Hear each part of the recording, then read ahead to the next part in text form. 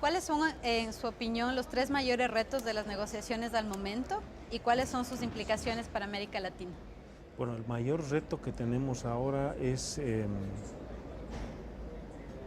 respaldar y consolidar el protocolo de Kioto a través de un segundo periodo de compromisos. Tenemos que salir de acá, de Durban, efectivamente con un compromiso claro de reducción de emisiones y tenemos que respaldar la necesidad de que ese sistema legal y metodológico técnico que es el protocolo de Kioto sea la base jurídica sobre la que tomen decisiones también de reducción en los países desarrollados. Todos los países desarrollados, incluyendo aquellos que no quieren estar en el segundo periodo de compromisos, tienen que hacer compromisos efectivos y no las ofertas que han hecho hasta ahora, que son ofertas cuyo cumplimiento está en duda. Necesitamos un sistema riguroso de cumplimiento, de monitoreo, de revisión, de castigo y control, de penalización de aquellas acciones que no sean cumplidas una vez comprometidas por los países desarrollados, y para eso se requiere un sistema jurídico fuerte.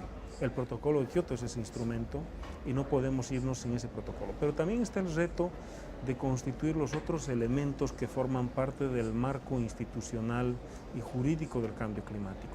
Entre ellos el fondo de cambio climático. Necesitamos un fondo urgentemente con recursos financieros y no un fondo vacío para desarrollar acciones de adaptación al cambio climático y de mitigación. Tenemos el grave peligro de que los fondos, pocos que hay, terminen dispersos por múltiples fuentes sin llegar directamente a los necesitados y se concentren en mitigación, es decir, solo en reducción y absorción de gases y no en adaptación, que es un área muy sensible y que nos exige la crisis climática.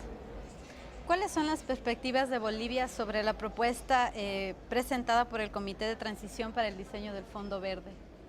Tenemos grandes preocupaciones sobre ese informe.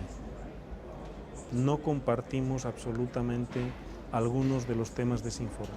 Por ejemplo, en cuanto a financiamiento, el informe sugiere que el financiamiento será provisto contra la presentación de resultados, es decir, que no se financian las acciones de mitigación y adaptación antes de ser iniciadas, sino que se las financia después de ser ejecutadas, previa presentación de resultados y evaluación de esos resultados. Y eso está contra la Convención, no es coherente con la Convención. La Convención dice que antes de hacer acciones de mitigación y adaptación se financia a los países en vías de desarrollo.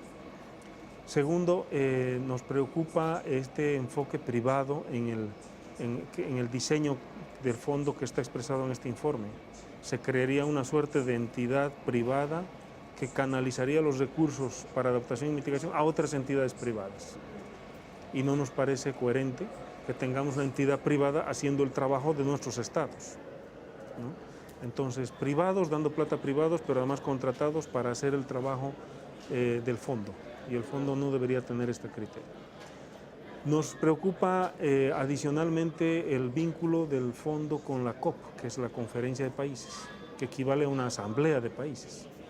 No está claro este vínculo y parece que el fondo estaría flotando como una institución paralela sin un vínculo de respuesta obligatoria de sus acciones a la Conferencia de Países. Estas son algunas de las observaciones que hemos planteado de manera muy rigurosa al Fondo de Cambio Climático.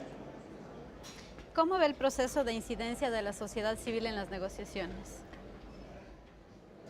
Yo creo que la sociedad civil debe estar más involucrada en este proceso. Tenemos la impresión que el proceso va cerrándose y no va abriéndose a la sociedad civil. Y no lo digo por Sudáfrica, lo digo como una tendencia. Sudáfrica nos ha hecho una gran recepción, pero es una tendencia institucional en el diseño de las discusiones que tenemos acá. No estamos contactándonos particularmente quienes están tomando decisiones con los sectores sociales, ni considerando las necesidades de los sectores sociales.